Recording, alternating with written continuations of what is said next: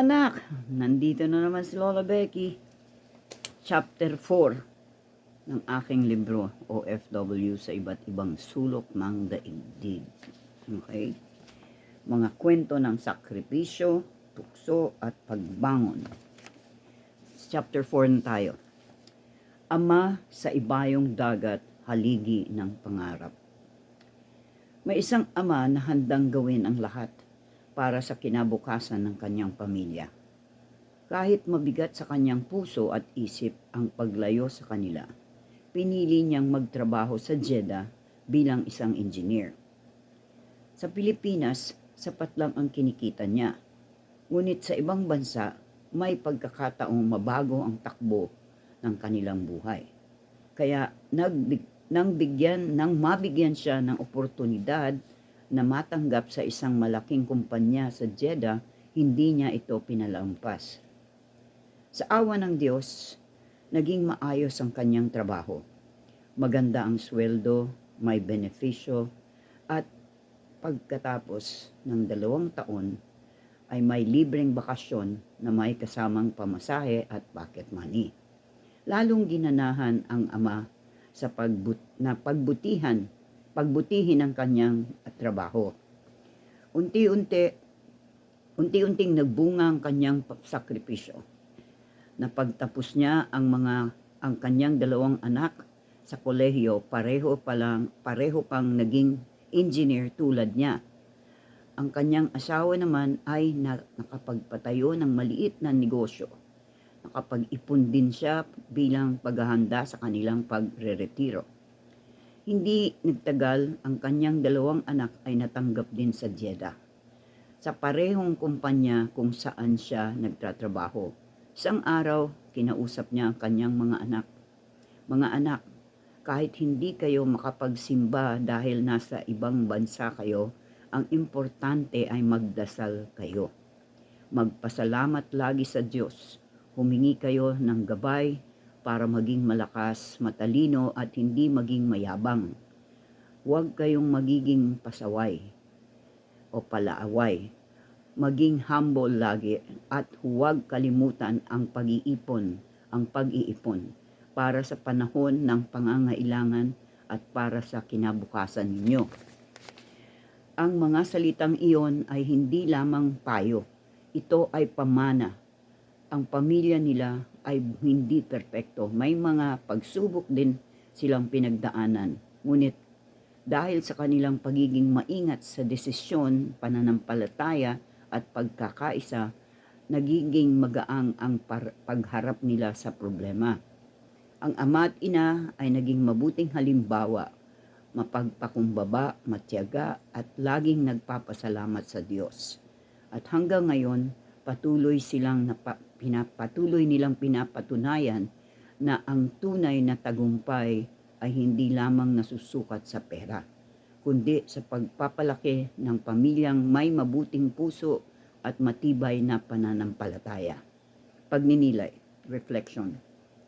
Ang sakripisyo ng isang ama ay kadalasang tahimik, walang reklamo, walang ingay, ngunit puno ng pagmamahal. Hindi lahat ng bayani ay umiiyak sa harap ng iba. May mga ama na pinipiling itago ang lungkot para lang maitaguyod ang kanilang pamilya. Ang tunay na kayamanan ay hindi lamang ang naipon na pera, kundi ang mga anak na lumaking may respeto, disiplina at pananampalataya sa Diyos, at pinakamahalagang aral na maiiwan nila ay ito. Ang buhay ay hindi perpekto. Ngunit kapag ang pamilya ay may takot sa Diyos, pagmamahal sa isa't isa at tamang prinsipyo, kahit anong problema ay kanyang malalampasan. 'Di ba? Totoo 'yon. Talaga, honestly, hindi ka kailangan maging mayaman, maraming pera, marangya. Pero kung tapat ka sa Diyos, sa iyong pananampalataya at nag-share ka ng kabutihan, lalo na sa mga anak mo, sa sarili mong pamilya, mag-share ka ng mga magagandang aral sa mga anak mo, lalaki silang matino. Kahit may mga problema, hindi mo mararamdaman. Malalampasan mo yun. Kasi nga, nakita ng Diyos na hindi ka pabaya. Nakita ng Diyos na pinahalagan mo ang mga blessings niya kahit maliit lang. Yung ganun. I mean, honestly, ako sa akin, masaya ako kasi ilang taon na ako dito sa Amerika. Halos 30 years na nga ako dito sa Amerika. Pero hindi ako pinabayaan ng Diyos. Madami akong dinaanan, mga sakit. Hindi ganun grabe at saka nalalagpasan ko. Katulad nitong mga nangyari sa mga anak ko noon. Nagka-dengue ang anak ko. Hindi kami pinabayaan ng Diyos. Wala akong takot. Hindi ako kinabahan. Kasi meron siyang magandang insurance sa trabaho. Kaya bakit ka matatakot? 'Di ba? Kasi ibig sabihin, hinanda ng Diyos ang lahat para hindi ka mag-worry. Totoo yan, na-aksidente sila. Talaga nakakagulat. Yung aksidente nila doon sa kotse, hindi man lang nabasag yung salamin. Safe sila sa loob. Yung kotse, madaling magawa ng paraan yun, di ba? Maaayos yung kotse. Pero ang buhay ng anak ko, wala na, hindi na mababalik yun, pero preserve ng Panginoon yun. Niligtas niya mga anak ko. Walang galos. Lahat ng salamin ng kotse hindi nabasag. Talagang gas-gas lang yung buong side ng driver side. Mula sa unahan hanggang sa likod. Pero hindi pinabayaan ng kumpanya na nakabangga. Sinagot ang insurance. Maraming bagay na pinoprovide ang Panginoon pero minsan hindi natin tinitignan yun eh. Kasi ang gusto natin instant na yaman o instant na magandang buhay. Hindi pinaghihirapan yun. May pinagdadaanan tayo para maging maayos. Hindi perpekto pero maayos, komportable. Ganun lang. Basta kontento ka sa blessings, iniingatan mo ang mga blessings ng Panginoon. Hindi ka mayabang, hindi masama ang ugali mo, hindi ka mapang-ape, hindi ka traidor. Focus ka lang sa trabaho mo. Andiyan ang Diyos. Kahit anong dumaan na bagyo sa buhay mo, malalagpasan mo. Sasamahan ka ng Diyos. Di ba? Ako, hindi ako bitter pati. Kailangan hindi tayo bitter.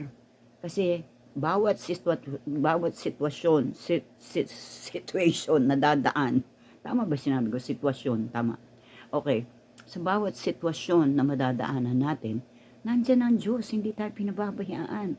Basta wag ka lang magagalit. In normal reaction, magre-react ka, pero Lord, bahala ka na. May plano kang maganda. Ganun. Kasi kung magiging bitter ka, magkukos ng gulo yan. Huwag ka nang magkumpranta ng kahit sinong tao. Huwag mo na lang kausapin. Kalimutan mo na yun. Tapos na yung chapter niya sa buhay mo. 'Di ba? Kung sino man yun, tapos na ang chapter sa buhay mo. Chapter niya sa buhay mo. Pero kasama siya sa chapter ng libro ko.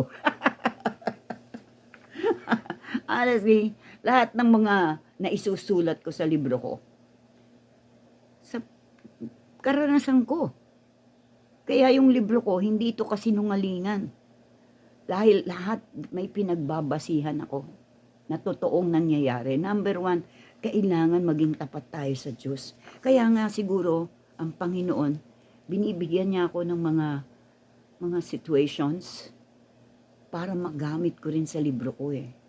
Paano ko na itatawid yun? Yung mga, merong nang libak sa'yo, meron ng traidor sa'yo, meron ng siraan sa'yo, pero hindi mo pinatulan. Ganun lang yun. Huwag mong patulan. Move on ka. Magdasal ka. Humingi ka ng gabay sa Diyos na hindi mo papatulan yung mga negative na tao.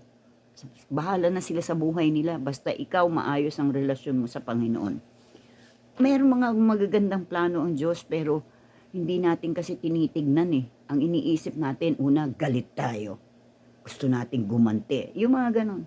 O gusto natin gumawa ng mabilisang pagkakakitaan. Nandun, magpapautang ka, 5-6. Naku, bawal yun. Bawal sa Diyos yun. O di kaya, magbebenta ka ng mga illegal na kasangkapan. Mga nakaw, hindi mo alam, nanakaw yun. Huwag tayong maging ganon. I mean, honestly, huwag tayong maging mapag-asam. Makontento tayo kung anong meron, magdasal tayo dahil ang Panginoon, i-provide niya sa atin ang gusto natin. Okay? Sana meron akong naibahagi sa inyo na maganda. Katulad ng isang pamilya na napakaganda ng ugali ng magulang, ama at ina. Talagang tinuruan nila ang kanilang mga anak ng kabutihan at lalo na ang pananampalataya sa Diyos. Okay? Thank you so much and God bless us all. Bye now. Nandyan si Lola, nagbibigay ng babala. Ikaw ay makinig, huwag na mag-alala.